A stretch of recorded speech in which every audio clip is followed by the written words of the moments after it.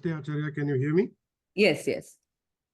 No, thanks for this wonderful class. It put a lot of things in perspective for me because you, at the beginning of the class, you said Shraddha and Bhakti is like a prerequisite for the study of Vedanta, which always stayed with me. But I have not done much of Bhagavad Gita and directly have started bits and pieces, but I've come into Vedanta by doing Tattva Bodha, Atma Bodha, and now Viveka Chudamani. But the more I start thinking that I am the super waker and Aham Brahmasmi and thinking about this, slowly I have moved away from Upasana, praying, regular praying, Nitya Karma, and going to temples, etc. So I suddenly have this conflict of is my Shraddha going away or what's happening, that kind of questions. Because first I looked up to somebody as the Dvaita you talk about, like there is a God somewhere, I prayed to him.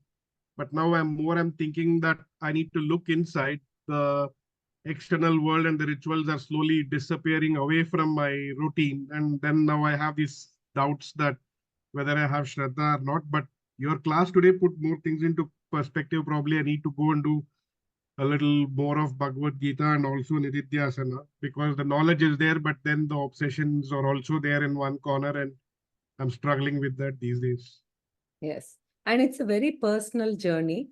Some people will take 20, 30 years of, gradually reducing Nitya Naimittika karma because we are also in this ashrama where we have responsibilities and there are a lot of things that we do for the sake of our children, for the sake of our parents, the family. So some of these we cannot leave also because the ashrama dharma will, prevail over us. So the balance and the journey is very personal and it takes some time for us to go through with it. Yeah, thank you. Yeah. Kishori ji, go ahead. Ram Ram भगिनी गुरु पूर्णिमा का ढेरों ढेरों प्रणाम बहुत बहुत धन्यवाद आपको धन्यवाद It was the beautiful like a Guru Purnima day. You give us such a big clarification of all these little topics. I was always looking clarification. I knew all these words familiar, but the way you have today explained, it was beautiful. And I have to listen like a couple times this class again and again. And I was trying to write everything. I could not catch up with everything even. No, I did pack a lot of things and I wanted to make sure I summarized. Very, very nice. And I have one other question. Just I got up this morning and I was thinking why it is called as this Purnima as a Guru Purnima. What is the connection? If you can shed light. Correct. Actually, today, I don't know whether Swamiji mentioned in his talk. See, this is the, he speaks about Parivrajaka Sannyasa, Paramahamsa Parivrajaka Vidvat Sannyasi. He speaks about this sannyasi. Such sannyasis never stayed in one place for more than one day. So they used to always travel everywhere and wherever the people needed teaching, they will teach and then they will always stay outside the village one day under one tree and move on.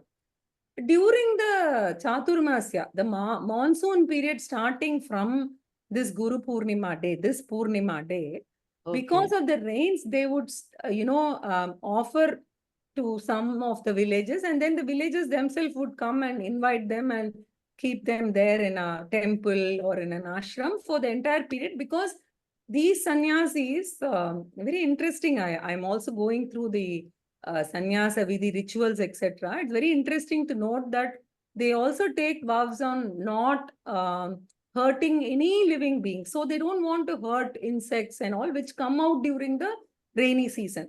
So it marks the beginning of this Chaturmasya. And because it is like the Guru Parampara is being remembered on that day, because, they come and start a discourse in, say, an ashram or something, and they stay there and teach some of the Shastras. And it's an opportunity to remember the Guru Parampara and the Shastras. It is called as Guru Purnima. Or Vyasa Puja also. They call it Vyasa Puja also. Yeah, right. Yeah, I remember. Yeah, it's very okay. Thank you very much. It satisfied my question. Thank you. Dhanyavad. Have a good Guru Purnima too, and my Thank you. pranam to as a guru to you also. Thank you. Thank you. Dhanyavad. Dhanyavad. Yeah. Shri Ramji, go ahead. I'm able to recall what is the technical term for imposing the permanent on the impermanent in Sanskrit word for it. Aropitah. There's another word, I'm blanking out on it. Oh, I don't know what word I use because there are a lot of words. I'll try and figure out and see. If you go through the recording again, you'll be able to find out. Thank you. Aropitaha is one word for imposing. I'll also find out. You can go through the recording because I might have used different words on different days. Thank you. Yeah. Murali, go ahead. Namaste, madam. Namaste. This one, you said we need lengthy time study under competent acharya. Correct. So it is difficult to find acharya in real life. Like if we find them in online, like you or Paramarthanandaji, if we buy their audio classes and if we listen to that for lengthy period of time, all the classes, does it satisfy the competent acharya part? Yeah, I will give you a response to this. See, it is best if you can attend classes in person.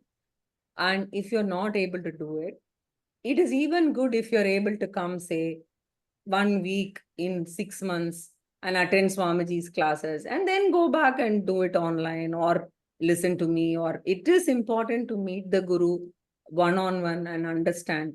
Now, if it is not at all possible to travel, meet in person, even once in a year during Guru Purnima or any of these, at least I think in the modern day, we are able to have these calls.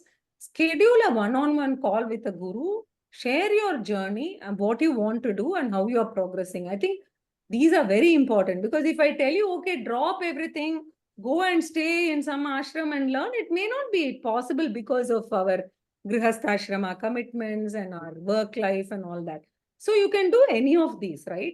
So if you do have a week, Swamiji is available between, say, June and April, he takes classes always, 7 classes, 8 classes a week. So you can come and spend 4-5 days and, get to go to all the classes. You could do that. Or you could come and meet the gurus and find out what needs to be done. Or of course, as I said, on a call we can do.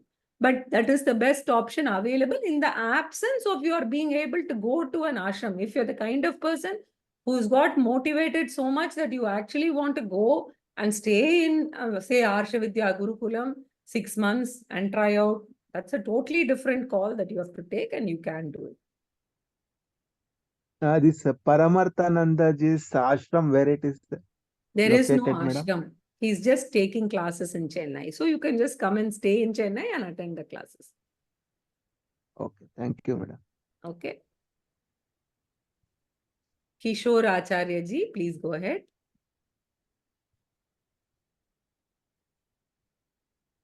You finished already? Now, could you hear me now?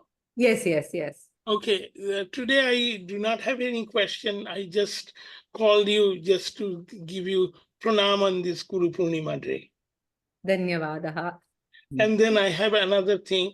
I thought the word that you were mentioning was adhyasa for the superimposition. I thought you used the word adhyasa.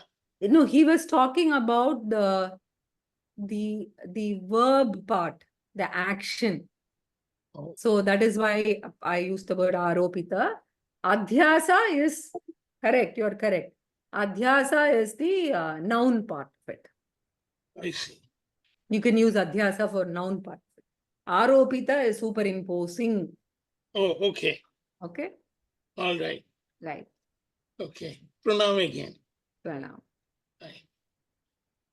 Okay. Is there anybody else who needs to ask anything? Otherwise, I think that, okay, there's one more person.